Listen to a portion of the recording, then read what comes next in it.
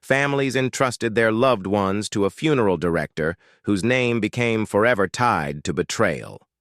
Behind the oak doors of his Victorian funeral home, Edward Hammond cultivated a reputation for dignity and care, while hiding a darkness no one could imagine.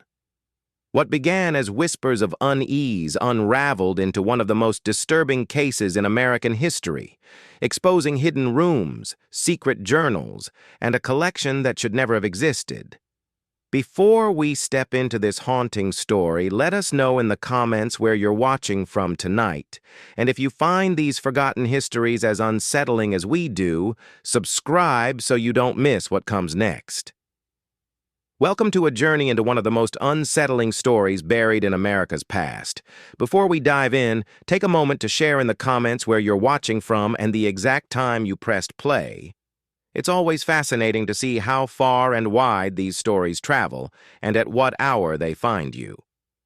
At the start of the 20th century, Millbrook in Dutchess County, New York, appeared to be the picture of small-town simplicity.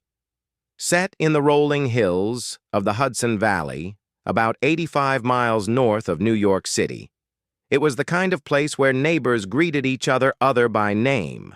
Church bells set the rhythm of the week, and life felt insulated from the chaos of the outside world. Yet beneath this quiet surface, shadows were waiting. In 1915, the town counted fewer than 2,000 residents. Most made their living through farming, local trade, or by riding the relatively new Dutchess County Railroad to jobs in larger towns to the south.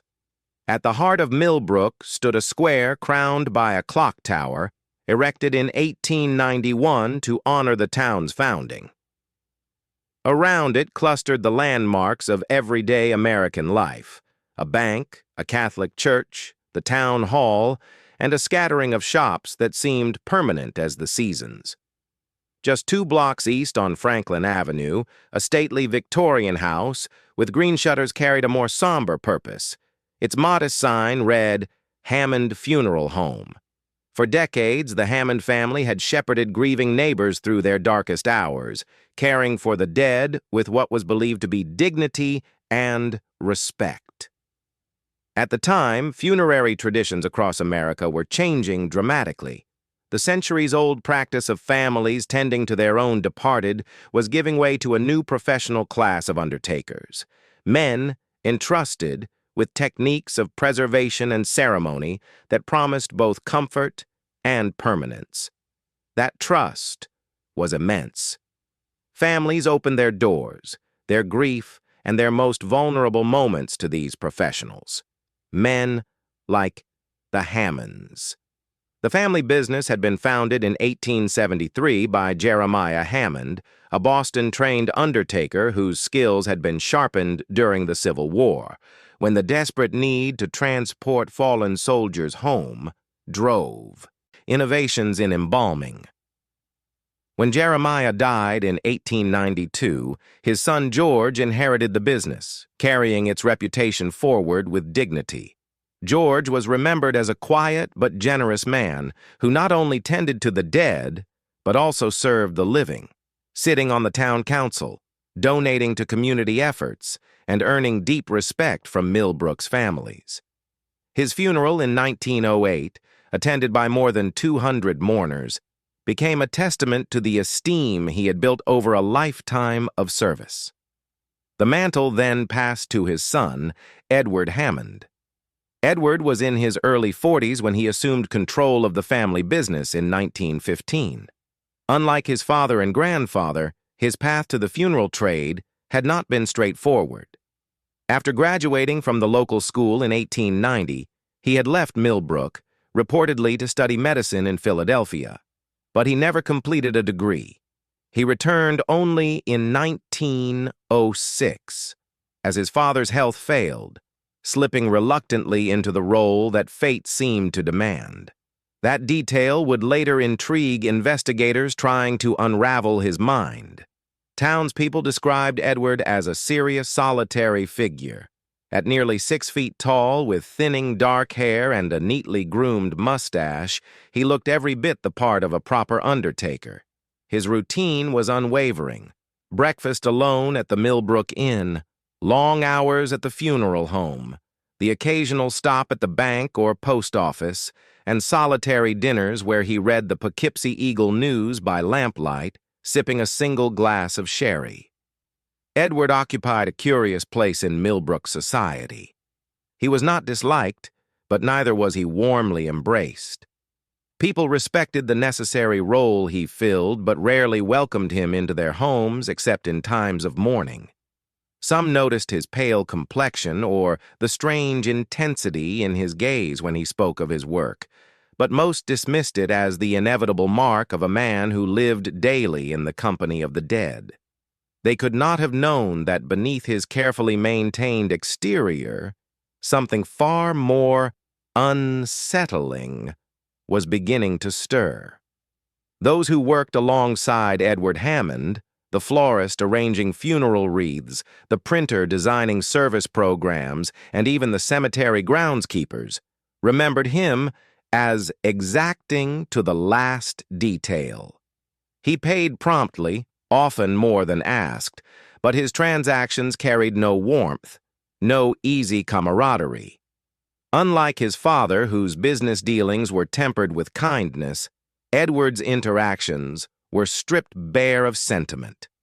Thomas Wright, the owner of Wright's Printing on Millbrook Square, later told investigators that Edward's demands bordered on obsession. The paperweight, the typeface, the margins, all had to be flawless.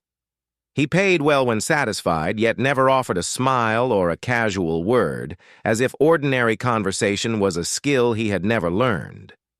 The Hammond Funeral Home, meanwhile, earned a reputation that set it apart from neighboring towns. Mourners whispered with awe at the lifelike appearance of their loved ones. Bodies looked serene, as if merely sleeping, thanks to Edward's meticulous handiwork.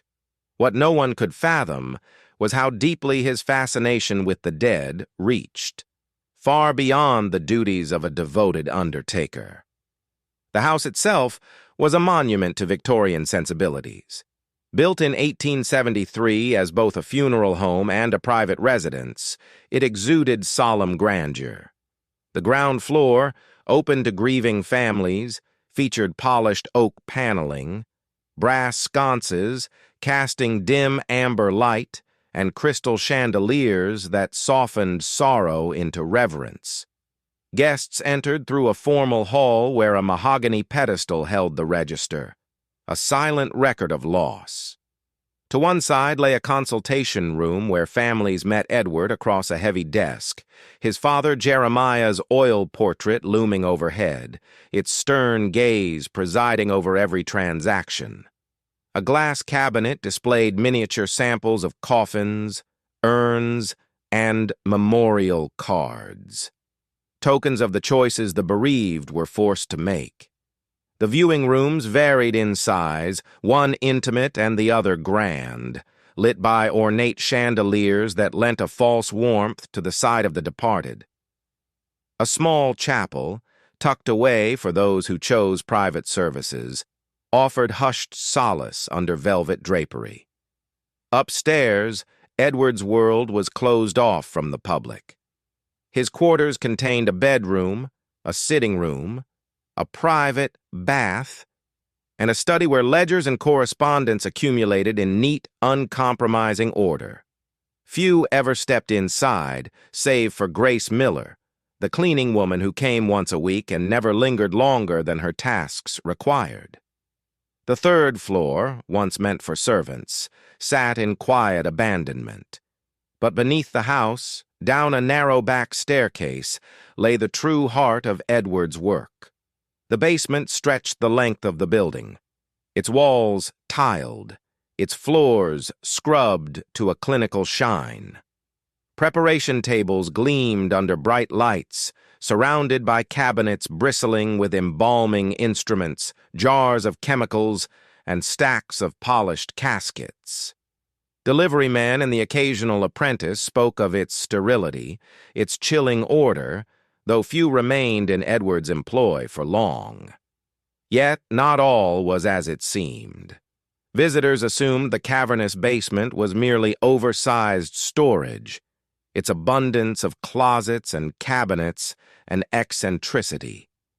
But if anyone had compared the original blueprints filed at the Dutchess County Clerk's office with the renovations Edward ordered in 1910, they might have raised an eyebrow.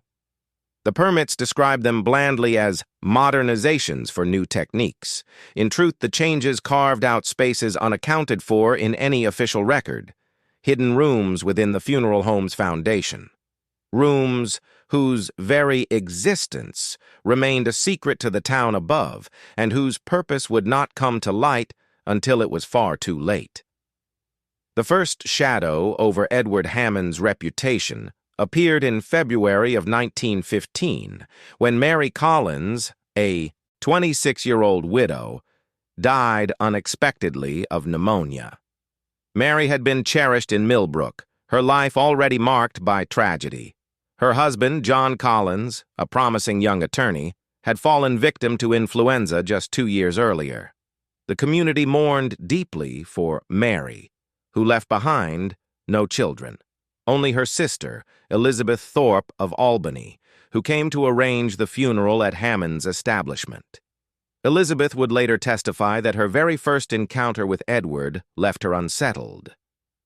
He spoke of Mary not with solemnity, but with a peculiar familiarity, describing her as the most perfect subject he had worked with in months, a phrase that sounded disturbingly clinical and oddly personal. She was alarmed to learn he had already transferred Mary's body from Dr. Wilson's office without her consent, as though authorization were irrelevant. Then, in an offhand suggestion, Edward asked whether Mary should be dressed in her wedding gown. Elizabeth was stunned. She had never mentioned it. Mary had married in Albany, far from Millbrook, and Edward had never seen her photographs or dress. Only later would Elizabeth recognize the chilling significance of this detail. According to St. Joseph's Catholic Church records, Mary's body remained at the funeral home for 3 days before burial, a standard practice of the time. Father Michael Donovan conducted the funeral mass on February 12th, with interment in St. Joseph's Cemetery. The registry recorded nothing unusual. Parishioners remembered only a well-attended, dignified service.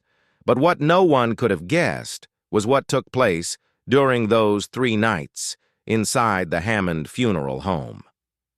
Decades later, when investigators uncovered Edward's funeral director's log, they found entries that read less like professional notes and more like obsessive, personal musings. In Mary Collins's file, he wrote, "Subject presents exceptional quality. Skin retains remarkable elasticity.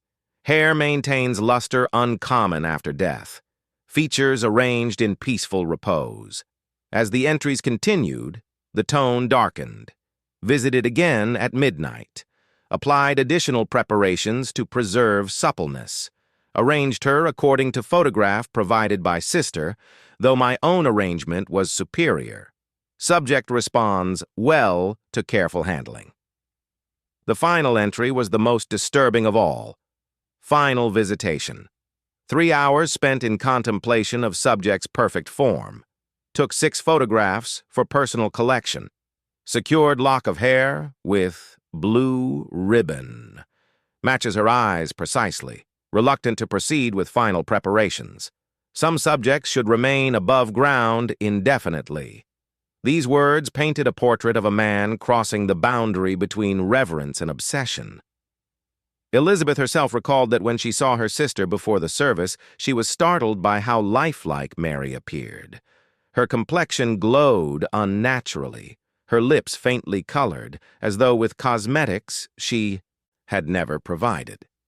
Mary's hair, usually worn in simple styles, had been elaborately arranged with small flowers woven in, a detail foreign to her sister's character. When Elizabeth remarked on it, Edward dismissed her concern with a cryptic reference to special preparations. At the time, The effect comforted her, but later, in hindsight, it filled her with dread. The Collins funeral came and went without incident, and Elizabeth returned to Albany carrying little more than a vague unease. In Millbrook, life flowed on. Bells rang, shops opened, and the Hammond Funeral Home continued its solemn work, quietly receiving the dead and returning them to the earth. But behind its heavy drapes and polished wood, something deeply unnatural had already taken root. Behind the heavy oak doors of the Hammond Funeral Home, no one thought to question what occurred. In late March of 1915, Harold Wilson, an 82-year-old retired farmer, was discovered lifeless in his bed. A neighbor who often brought him meals found him, and his death seemed peaceful, the kind befitting a man who had lived quietly since his wife's passing 10 years earlier. His funeral, handled by Edward Hammond, followed the familiar rhythm of small-town tradition. The Presbyterian church, where Wilson had long served as an elder, hosted the service, drawing mostly older residents who had known him throughout his life. To the public eye, it was an ordinary farewell. But Hammond's private records told a darker truth. Subject unsuitable for extended preparation, minimal work performed, standard arrangements only. Inferior physical condition precludes interest beyond professional requirements. This cold assessment revealed a pattern only uncovered years later. Edward Hammond categorized the dead according to his own disturbing standards of suitability. If the body met his personal, almost aesthetic criteria, it received what he chillingly described as extended preparation. If not, it was handled with bare efficiency, stripped of care beyond what duty demanded. His role as Undertaker had warped into something more selective, more personal, than anyone could have imagined. The unsettling implications of this practice became clearer the following month. In April, Jonathan Mercer, a well-respected banker of 58, died suddenly of heart failure. As president of the First National Bank of Millbrook for 15 years, Mercer was a man of stature, known across Dutchess County for his steady leadership and conservative financial principles. His funeral was one of the largest the town had seen in decades, drawing mourners from as far as New York City. The service, staged in Hammond's grandest viewing room, should have been a dignified tribute. But something about Jonathan's appearance left his widow, Carolyn, deeply unsettled. When she approached her husband's casket, Carolyn's grief gave way to confusion and alarm. "That is not how he looked," she told. Police in a statement later filed. His hair, once always parted to the left, had been arranged with a sharp right side part. His expression bore a strange, almost smiling quality, a foreign look for a man remembered for his stern seriousness. Most disquieting of all, though she kept this detail to herself at first, was the faint scent of cologne. Jonathan Mercer had never worn fragrance in all their years of marriage.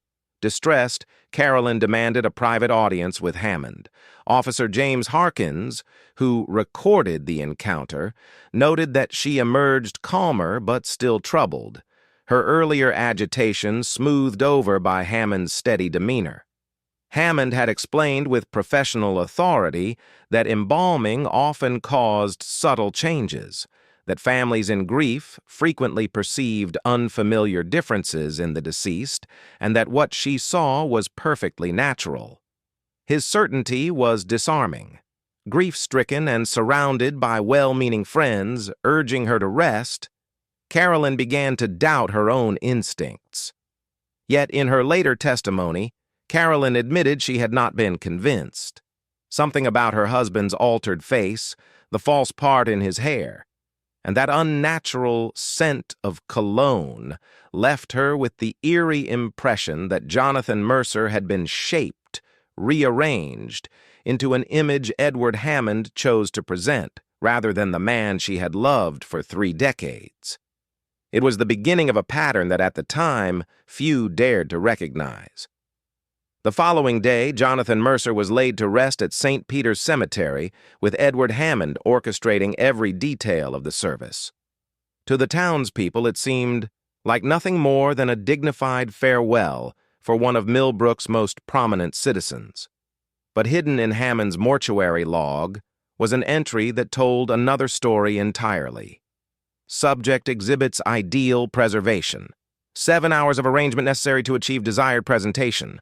Unusual for male subject to require such attention, but features warranted the effort. The note ended ominously. Third successful case this month. Collection expanding satisfactorily. The word collection would take on chilling significance months later. When investigators searched Hammond's private quarters in July of 1915, they uncovered not only his meticulous logbooks and photographs, but also a locked cabinet. Inside were dozens of small boxes, each carefully labeled with a name and date. Within these boxes lay the mementos Hammond described in his diary, tokens taken from the dead. From Jonathan Mercer, he had preserved a lock of hair, a shirt stud, and, disturbingly, a fingernail sealed in a tiny vial. By the summer of 1915, the pattern had grown undeniable, though it remained invisible to the people of Millbrook. Between January and June, the funeral home handled roughly 20 deaths, an ordinary figure for a town its size. Yet Hammond's records revealed a sinister difference in how he treated the deceased. Most were processed quickly, prepared and buried within hours. But for a select few, primarily young women between 20 and 40, the preparation stretched over nights, sometimes spanning days. His log entries followed a troubling rhythm. The initial notes were professional, listing the condition of the body, obstacles presented by illness or injury, and the embalming procedures undertaken.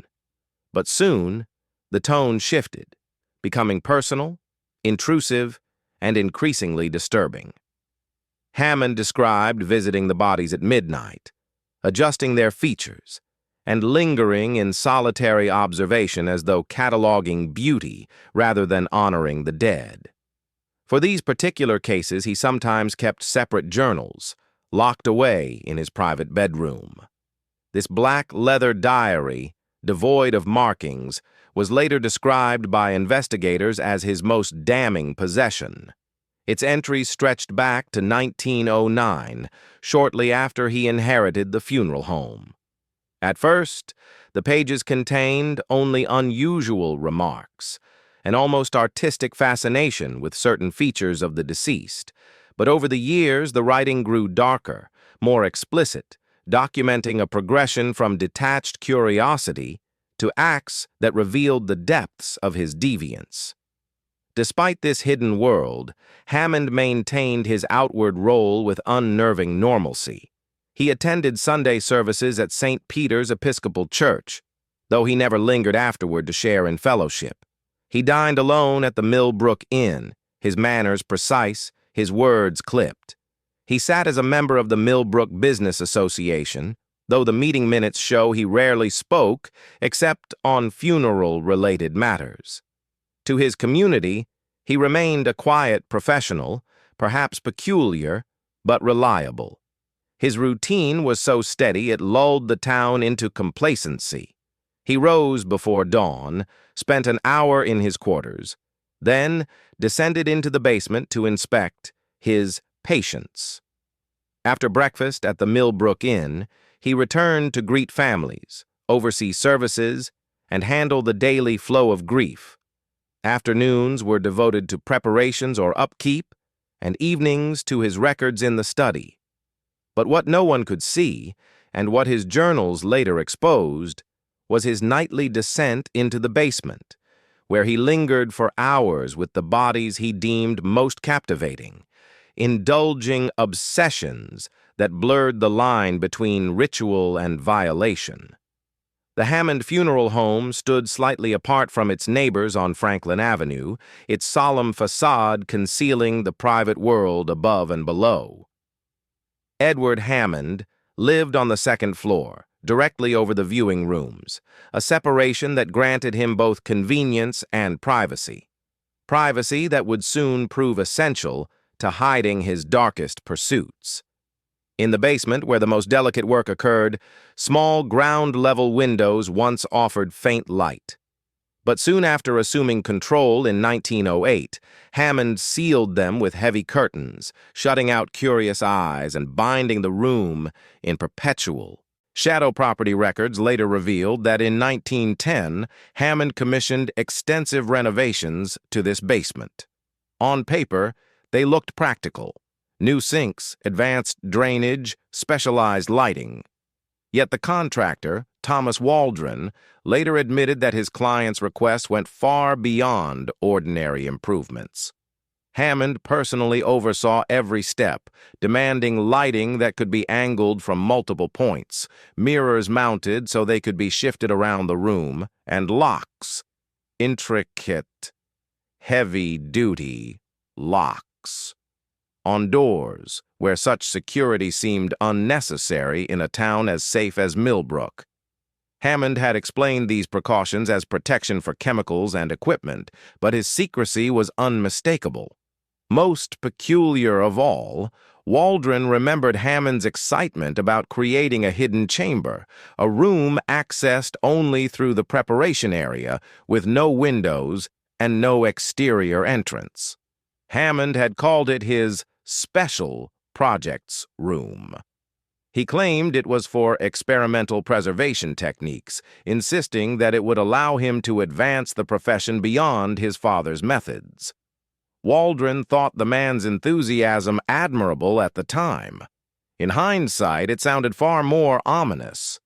Then, in late June of 1915, tragedy struck Millbrook in a way that would draw even sharper focus on Hammond's peculiar practices.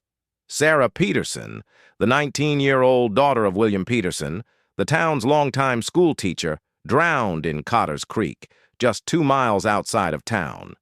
She had been swimming with friends when a sudden cramp pulled her beneath the surface. By the time she was recovered, hours had passed, and resuscitation was impossible. Sarah's death devastated the town. She had been the pride of her father, a widower who had raised her alone after losing his wife during childbirth. Neighbors brought food, arranged visits, and surrounded Peterson with compassion. He requested that the funeral be delayed so relatives from Massachusetts could attend, leaving Sarah's body in Hammond's care for nearly 5 days, a long but not unheard of interval for the time. During those days, William Peterson visited daily, sitting for hours beside his daughter's still form, receiving neighbors who came to pay respects. But one night, his grief led him back at an unusual hour.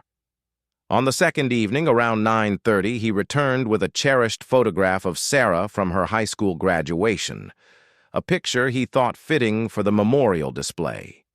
He knew the funeral home would be closed, yet, as he passed, he noticed the faint glow of light seeping from the basement windows. Believing Hammond might be working late, he tried the front door after knocking went unanswered. To his surprise, the door was unlocked. Calling out into the quiet halls, Peterson stepped inside, unknowing that what he was about to witness would alter his view of both Hammond and the funeral home forever. William Peterson never expected the photograph he carried to become the key that shattered Edward Hammond's carefully built façade. At first, he intended only to leave it on the consultation desk with a note. But as he noticed light seeping from the basement windows and heard faint sounds, humming, low murmurs that did not resemble the noise of machinery, curiosity and unease drove him further inside. Quietly, he descended the staircase, heart pounding with the dread of a father who sensed something was terribly wrong. The basement door stood slightly ajar.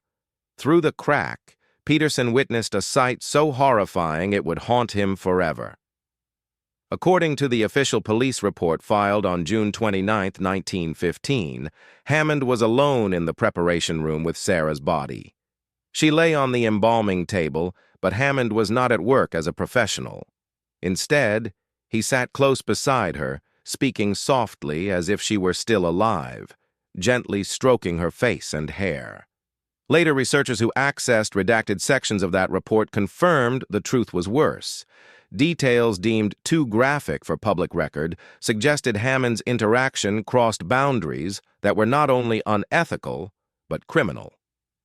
Peterson's instinctive reaction was to cry out. Hammond turned, his expression startling in its lack of shame. There was no guilt, no panic, only irritation, as though a man interrupted in private reflection rather than exposed in an unforgivable act. Shaken to his core, Peterson fled the funeral home and ran 3 blocks to the residence of Chief Thomas Donnelly. Bursting with grief and terror, he poured out the story. Donnelly's first reaction, recorded in his report, was skepticism.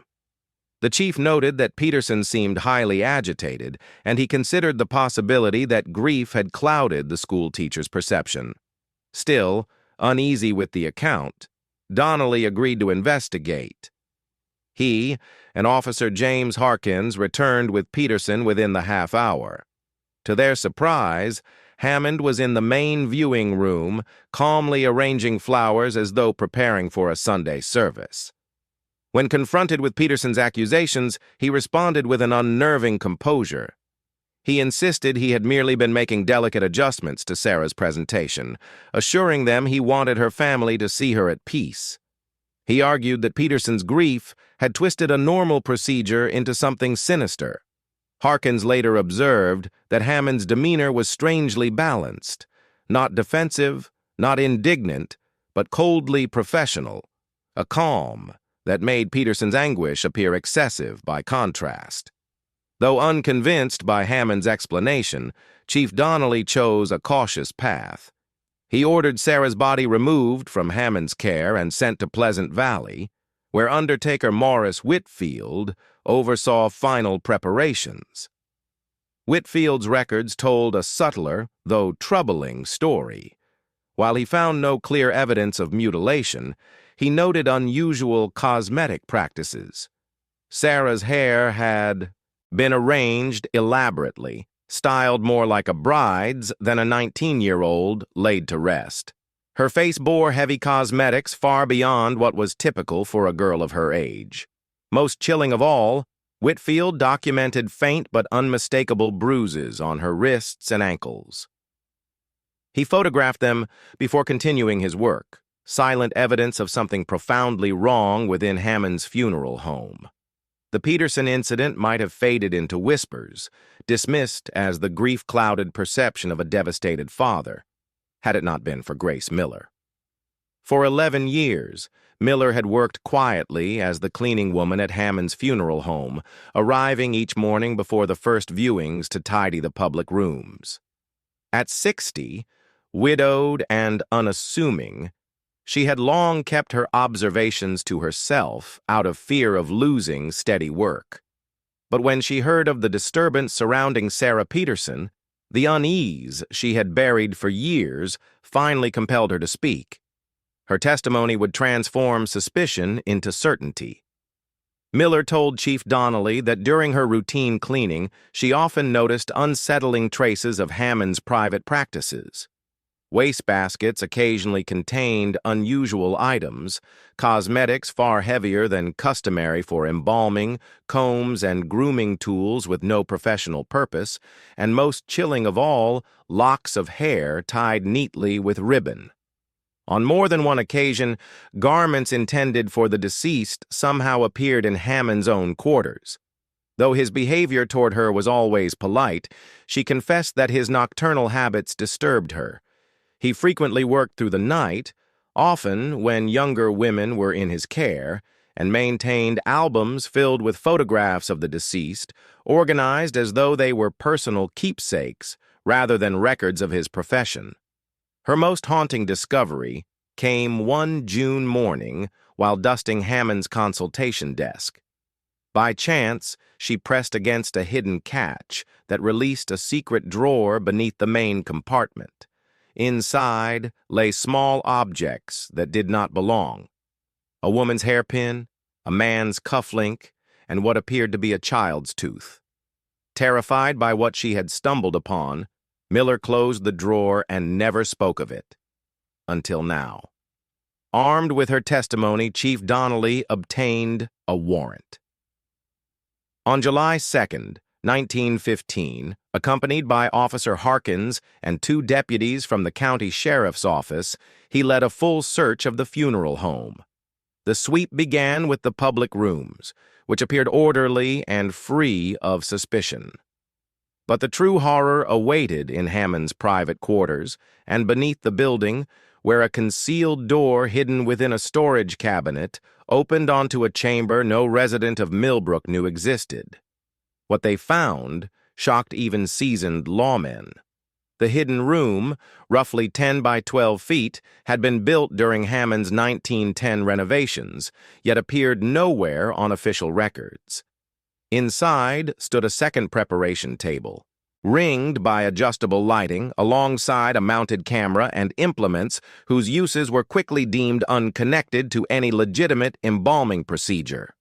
In Hammond's quarters, investigators uncovered a carefully cataloged collection: boxes of hair, small personal items, and most damning of all, a journal filled with explicit accounts of his private encounters with the dead. These entries, later sealed by court order, described in detail a years-long pattern of interference, focused largely on young women, but extending at times to men whose features Hammond deemed aesthetically noteworthy. The discovery reached its darkest point in Hammond's bedroom. Locked within a cabinet lay hundreds of photographs, meticulously labeled with names and dates. Each image documented his intrusions into the sanctity of the funeral home basement, captured with a precision that left no room for doubt. Together, these photographs traced a secret life spanning back to 1909. A legacy of violation carried out under the guise of solemn duty, hidden in plain sight for more than 6 years. The photographs recovered from Hammond's hidden collection were described by police as too disturbing for public record. Some showed bodies arranged in eerily lifelike poses, seated at tables or reclining on furniture never meant for the funeral home's viewing rooms. Others depicted acts so profoundly deviant that even in 1915, when standards for what could be documented were restrained, officials recognized them as criminal. Alongside these images lay a meticulously curated archive of personal belongings, jewelry, ribbons of hair, articles of clothing, and in some cases, items far too intimate to mistake for anything but trophies. Each object was sealed in a labeled box, marked with a name and date, as though Hammond considered them keepsakes rather than incriminating evidence. The journals and artifacts revealed not a man concealing shame, but one who believed his work to be some twisted extension of his profession. His library reinforced this. Shelves lined with medical and anatomical texts were filled with margin notes in Hammond's careful script. Investigators found his annotations particularly chilling. Commentaries on the preservation of skin, the arrangement of hair, and ways to enhance the beauty of features long after death. One anatomy book, heavily marked, focused almost entirely on female forms, with notations suggesting a fixation that blurred science with obsession. On July 2nd, 1915, authorities arrested Edward Hammond. The charges, interfering with corpses, seemed woefully inadequate for the grotesque reality uncovered, yet they were the strongest statutes available at the time. The next day, the Poughkeepsie Eagle-News ran the story on its front page. Funeral director arrested for shocking misconduct. The paper, bound by the decorum of the era, withheld explicit details, citing respect for grieving families. Still, the headline alone sent ripples of horror through Dutchess County. Chief Thomas Donnelly confirmed to the press only that Hammond's arrest stemmed from complaints about his treatment of the deceased. Behind closed doors, the details circulated in hushed, horrified whispers. Millbrook residents wrestled with disbelief. How could the quiet, precise man who arranged flowers in solemn silence be the same individual described in those whispered accounts? Some admitted to feeling guilt for not having noticed signs, while others insisted there had been none. That Hammond's composure had concealed his darkness perfectly. For families who had entrusted Hammond with their loved ones, the revelation brought a second wave of grief unlike any other. They were forced to wonder whether the bodies they had placed in his care had been violated, whether the peaceful faces they remembered at funerals had been manipulated in ways they could not bear to imagine. Authorities received an influx of inquiries, yet the only path to certainty was exhumation, an ordeal few were willing to endure. For many, uncertainty felt less devastating than truth. On the Sunday following Hammond's arrest, Reverend Thomas Whitley of St. Peter's Episcopal Church addressed his shaken congregation. Aware that Hammond had once sat among them in those very pews, Whitley spoke gravely of the darkness hidden in human hearts and the importance of compassion for those wounded by betrayal.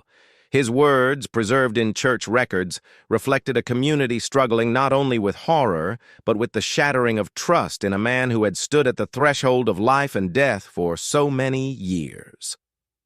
Reverend Whitley, careful not to dwell on the harrowing details, addressed his shaken congregation with words that carried both gravity and hope. "We gather today in the shadow of a revelation that has shaken our community to its core," he began, acknowledging the deep betrayal of trust.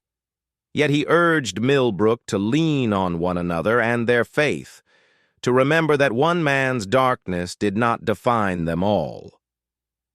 Father Michael Donovan of St. Joseph's Catholic Church took another path, grounding his sermon in the sacredness of burial rites. He reminded the faithful that the violations Hammond committed struck not only the departed but the living who mourned them, and he announced special prayers for every soul once entrusted to Hammond's care. These gestures, though symbolic, gave some measure of comfort to families facing unbearable doubts. Meanwhile, Edward Hammond himself offered no defense. Questioned by authorities, he remained disturbingly calm, speaking of his actions not as crimes, but as expressions of appreciation for beauty preserved beyond life. He admitted that the impulses had been with him always, though he acted on them only after his father's death in 1908. Even in jail, his composure never faltered. Records show he kept largely to himself, writing in a notebook his attorney had provided, while doctors observed no delusions or insanity by the standards of 1915. By every clinical measure of the time, Hammond was sane, perhaps the most chilling fact of all. His attorney, Richard Blackwell of Poughkeepsie, struggled to find a defense for a client who neither denied his deeds nor expressed remorse. In private notes later donated to the Dutchess County Historical Society, Blackwell wrote that Hammond spoke of his work with corpses as if it were art or a service misunderstood. He even seemed confused by society's outrage, expecting not condemnation, but recognition. For Blackwell, the case was unlike any he had ever faced, a man convinced that the unacceptable was noble. The trial, however, never came. On July 15, 1915, Hammond was found dead in his cell. The coroner ruled suicide. He had ingested embalming fluid smuggled in through a toiletry bottle. The investigation traced the fatal package to his cousin Robert in Boston, who insisted he had simply forwarded a parcel at Hammond's request, unaware of its contents or the charges against him. Delivered to Blackwell and passed on in good faith, the sealed container carried the poison that ended the Undertaker's life. No charges were brought against Robert or Blackwell, but the manner of Hammond's death ensured that Millbrook would never see the full measure of justice in a courtroom. Instead, the community was left with unanswered questions, fractured trust, and the haunting legacy of a man who had walked among them as a professional, yet lived a secret life that defied comprehension. Investigators ultimately cleared both Robert Hammond and attorney Richard Blackwell of wrongdoing, satisfied that neither man had knowingly provided the means for Edward Hammond's suicide.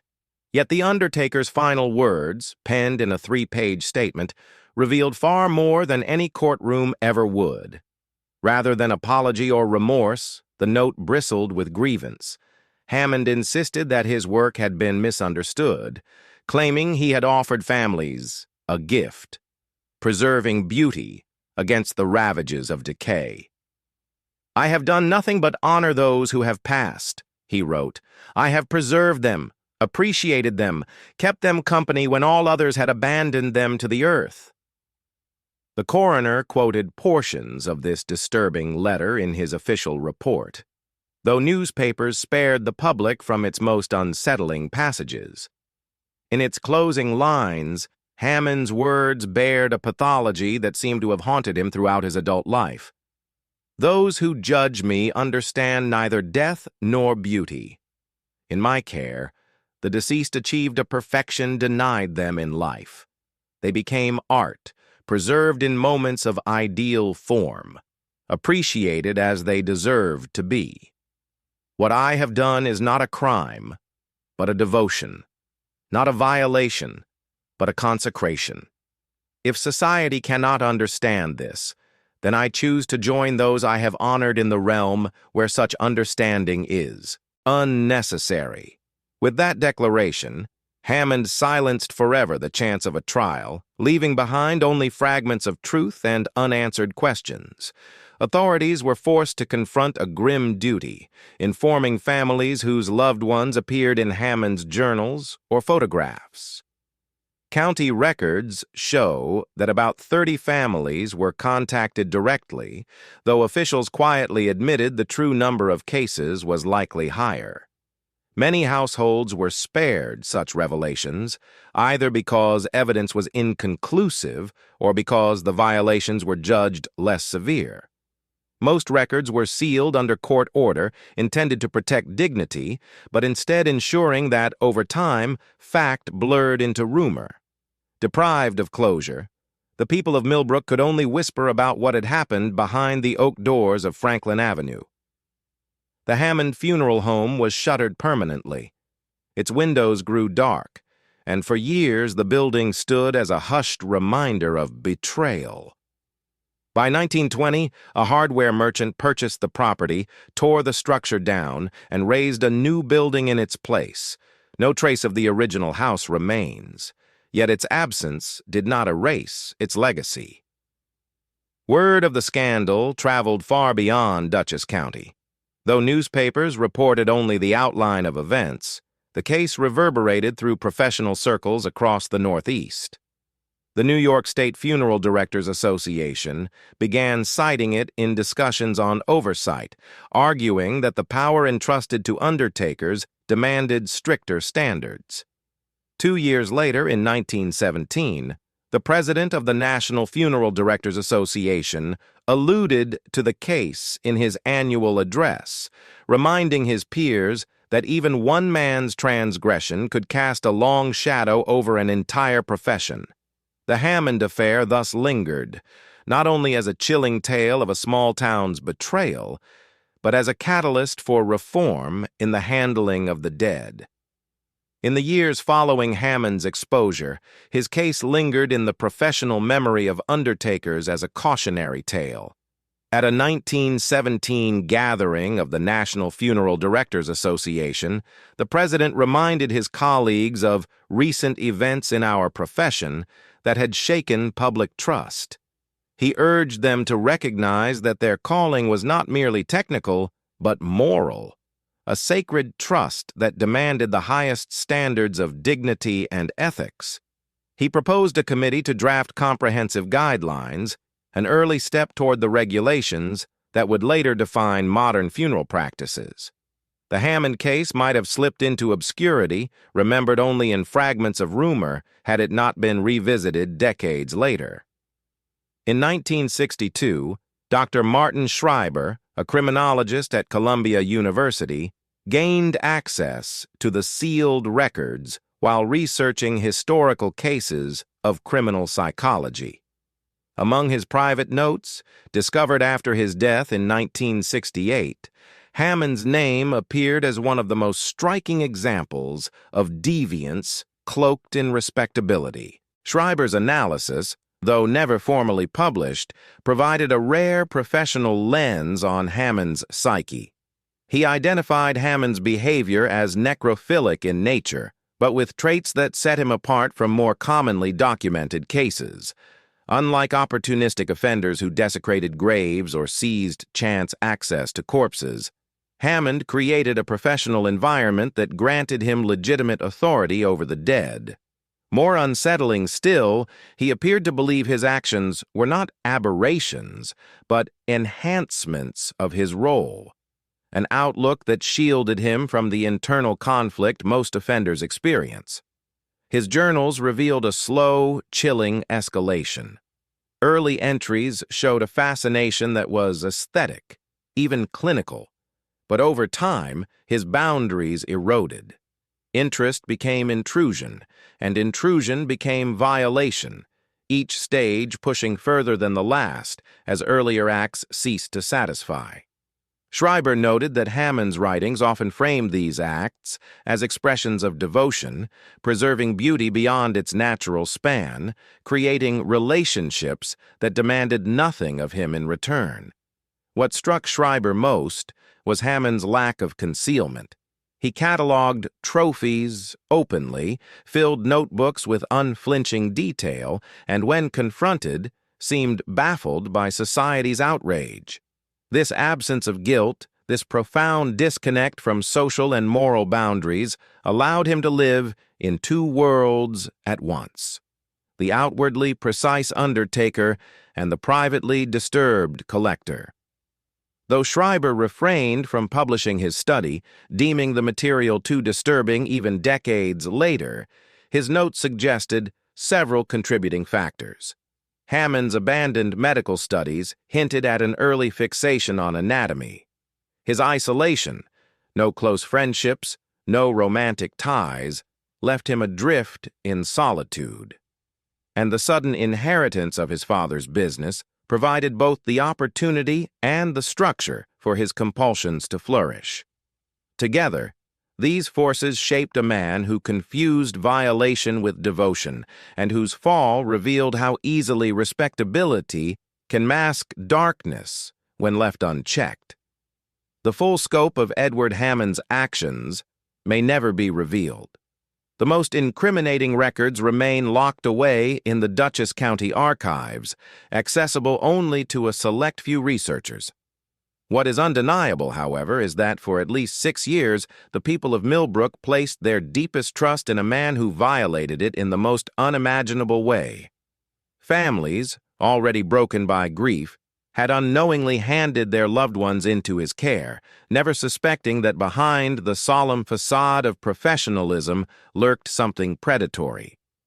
The Hammond case endures as a grim lesson about vulnerability, the fragility of trust, when we are forced to rely on strangers during our darkest hours.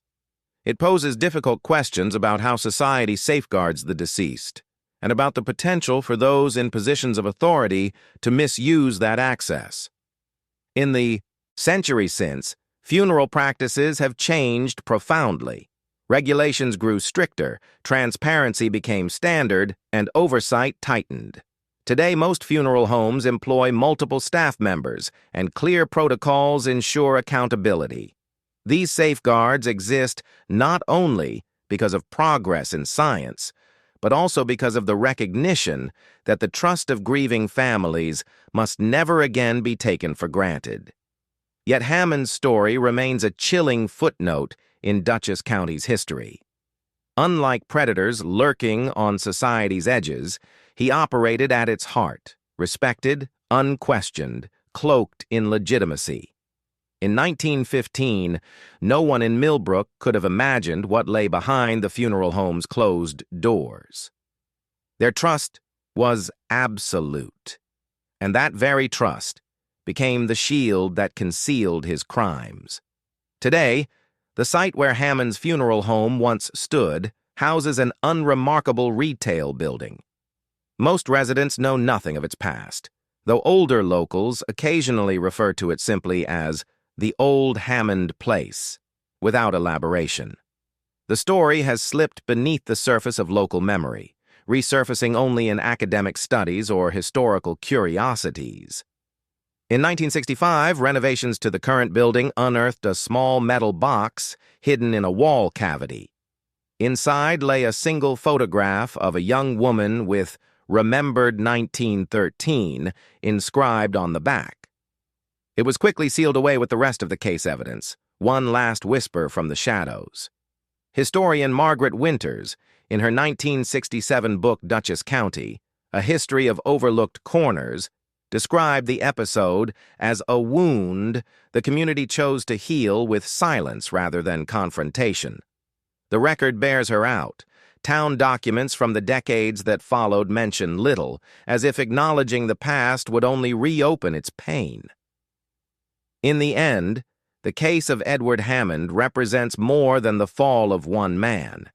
It is a haunting reminder of the uneasy balance between authority, trust, and hidden deviance. It underscores that history holds dark corners, where answers remain incomplete, and where silence often wins over examination.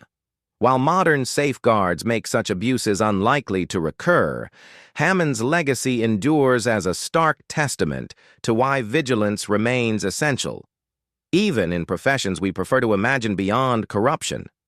For the families touched by his actions, some who knew the truth and others mercifully shielded from it, the memory was carried as a private horror, shaping the choices of a community that for years afterward sought care for their dead beyond the borders of Millbrook. For nearly a generation, the shadow of Edward Hammond lingered over Millbrook before slowly fading into silence. The last living thread to the case unraveled in 1967 with the passing of Elizabeth Thorpe, sister of Mary Collins, one of Hammond's earliest victims. In a rare interview before her death, Elizabeth refused to revisit the horror directly. "Some truths serve no purpose but to cause pain. What's done is done," she said quietly, and the interviewer, sensing her reluctance, pressed no further. With her passing, the voices of those directly tied to the crimes were gone, leaving only sealed records too grim to share, photographs too grotesque to view, and journals too disturbing to quote. What survives is not the intimate detail, but the outline of a story that warns us how trust can be betrayed by those hiding in plain sight. The building itself did not escape whispers. Over the years, tenants who occupied the site where Hammond's funeral home once stood reported uneasy sensations, cold spots, strange noises, and an atmosphere of dread in the basement. Such stories, whether true or born of suggestion, became part of the folklore that clung to the property. Yet businesses rarely lasted long there, ownership changing hands with unusual frequency. Today, the structure is ordinary, without plaque or marker, its dark past unacknowledged. Perhaps that silence is fitting. Some histories, after all, offer no healing lessons, only disturbing glimpses into the darkest reaches of human behavior. Still, the Hammond case did leave its mark. It helped shape the professional standards that govern funeral practices today, standards of transparency, oversight, and accountability designed to prevent such betrayals from ever repeating. Its legacy is not one of supernatural terror or monstrous myth, but of ordinary deviance shielded by respectability, a violation made possible by privacy, authority, and the reluctance of a community to imagine evil in its midst. The danger was never loud, never spectacular, but quiet, methodical, and hidden behind the most trusted of roles. And so, the Hammond case endures as a documented but seldom spoken chapter in Dutchess County's past, remembered by historians, whispered by a few older residents, and largely unknown to those who now pass through Millbrook's quiet streets. The sealed files keep the most disturbing truths locked away, while across the cemeteries where his victims lie, the silence of time has granted back a measure of dignity. Their peace remains undisturbed, guarded not by law or memory, but by the merciful fading of pain. Edward Hammond's story reminds us that sometimes the greatest dangers are not the strangers who lurk in the shadows, but the trusted figures who stand in plain sight. Millbrook's residents never saw the truth until it was too late, and the silence of time has since buried much of what happened within sealed archives. The Hammond case endures not only as a tale of betrayal, but as a warning of trust misplaced, of authority unchecked, and of darkness concealed by respectability. If this story struck you as deeply as it did us, share your thoughts in the comments below. And don't forget to like, subscribe, and join us again, because history's darkest corners still hold secrets waiting.